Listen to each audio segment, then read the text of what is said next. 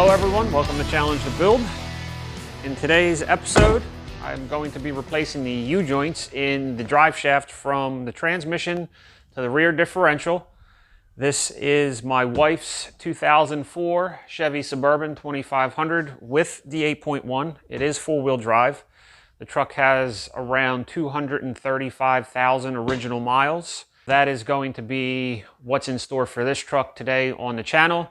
I hope you enjoy it. It's time for me to get to work and challenge the build.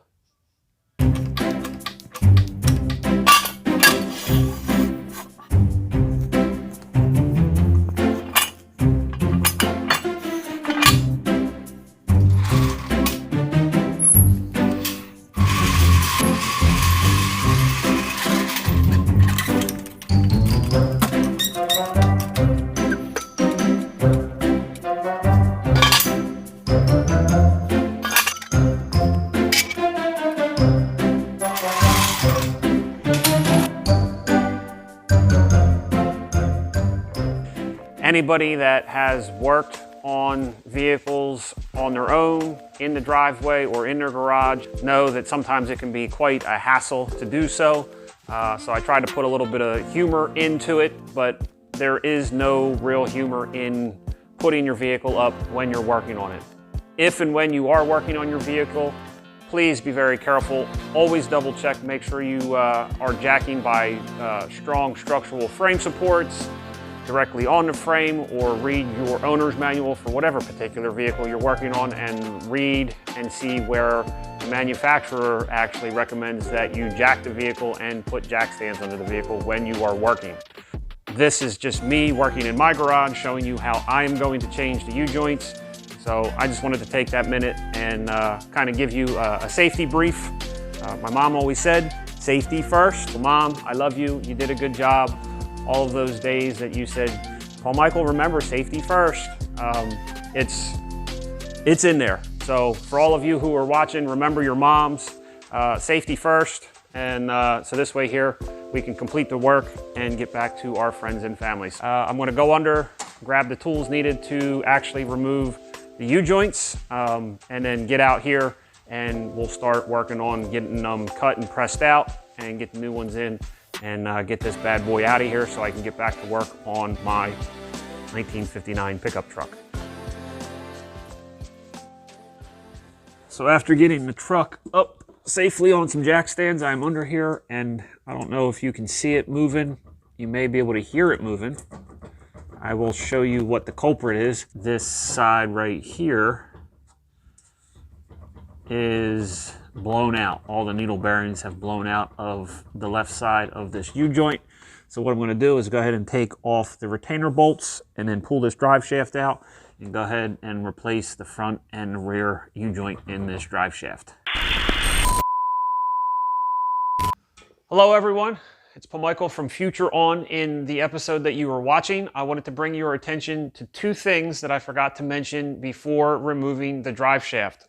Number one, if you are working on your vehicle with all four tires on the ground, make sure you take a minute and chock the tires. As soon as you remove the drive shaft, your vehicle is going to want to roll, so make sure you chock two of the tires and also engage your parking brake. This way here, your vehicle will not want to roll once you remove the drive shaft. And number two, make sure you mark the drive shaft. I have completely forgotten to mark which end of the drive shaft is which. So those are the two things. I'm sorry for not putting it in the video when I was making it, but I got to this point here and was like, yeah, I should probably bring that up. So chock your tires, be safe, and mark your drive shaft. Now back to the episode. All right, so the first step I have to do is remove these retaining bolts from the clips. I am using a 3/8 drive ratchet and a 7/16 short well socket. Surprisingly, they are not metric, and that was actually relatively easy. Do the other side. Take out the two bolts. There's the clip. Now it's a matter of just rolling the drive shaft around and repeating the same process as we did on the other side.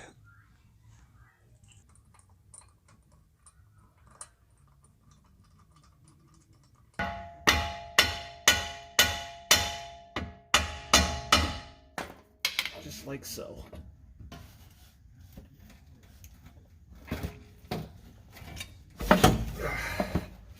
Ow!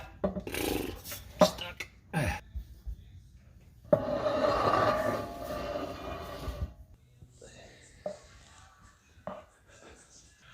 What I have gotten accustomed to doing anytime I do U-joints is I always break out my angle grinder with a cutting wheel and cut the U-joints out. All right, so all I'm going to do is go at this with a 5-inch cutting wheel and cut either side of the U-joint itself and have this sucker knocked out in a few minutes.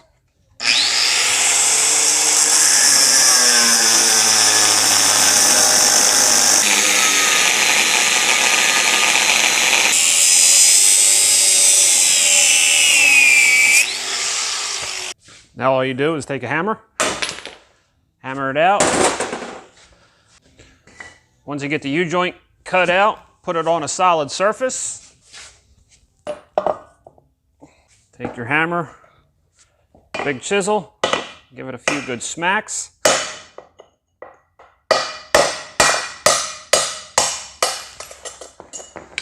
Like so. That one was a little bit more difficult because of how much rust is in here. Pop out the clip. Just repeat the same process on the other side.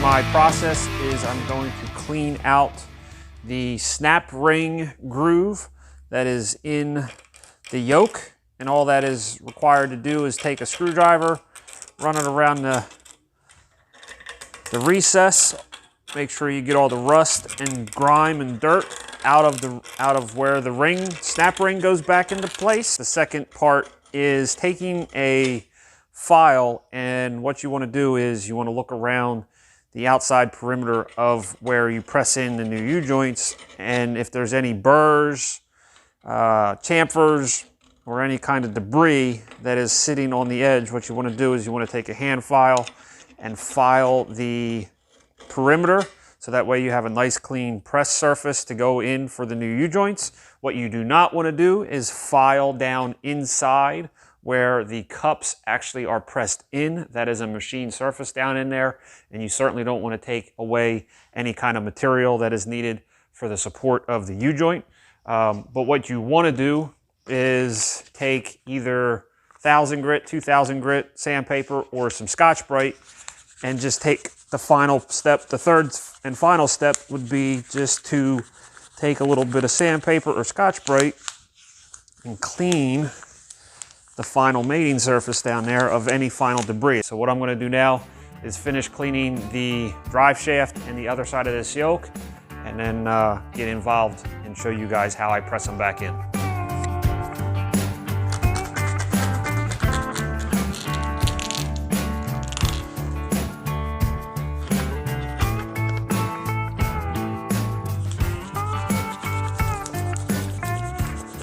when working on the drive shaft. What you do not want to do is you do not want to put the drive shaft in your vise and compress it in any way, shape, or form to deform the actual drive shaft and kind of oval it. Any kind of excess pressure will end up destroying your drive shaft, make it out of balance, and give you some kind of serious vibration in the truck, which is definitely what you do not want to do. So all I have is I have a rag down in the vise. I have a little stand that I use for cutting steel sitting over here. And then all I have is it just kind of snugged up so that way I can still spin it. This way here it won't go anywhere, and I can continue to clean the surfaces that I need to do and continue on with the work. So just a little safety tip on using a vise with your drive shaft.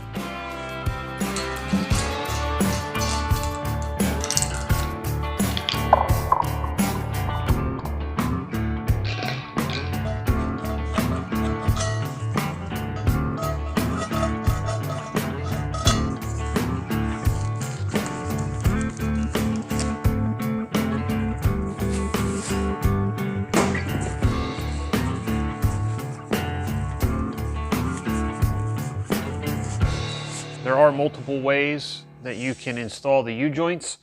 1, using the vise. 2, you could use a shop press. 3, the hammer, or they make a special U-joint removal and installation tool that looks like a giant C-clamp. I've never actually used it myself.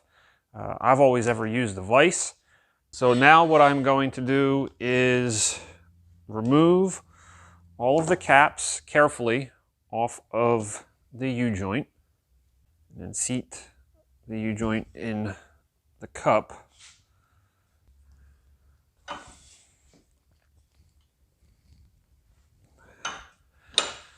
Not like that at all.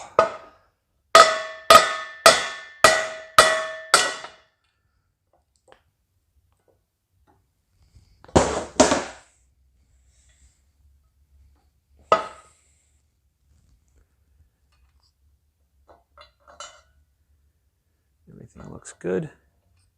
So using the flat surface of the vise, the bottom cup is already in. I'm going to take the second cup. That was actually pretty easy. The joint moves nice and smooth. You also need a sacrificial socket to be able to put on here. I'm going to tap down on the cup. Now that the cup is down past the snap ring groove, I'm going to put the new snap ring into place, flip it over, and redo the other side.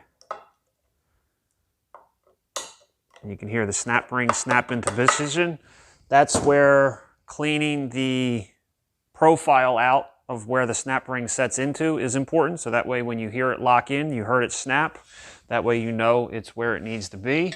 Flip over the U-joint. Take your socket and smack it down into position. You can feel it bottom out.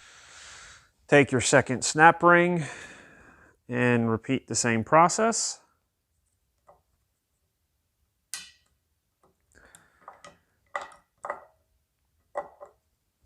Hear it spring into position, and now we can repeat the same process on the other 2 U-joints.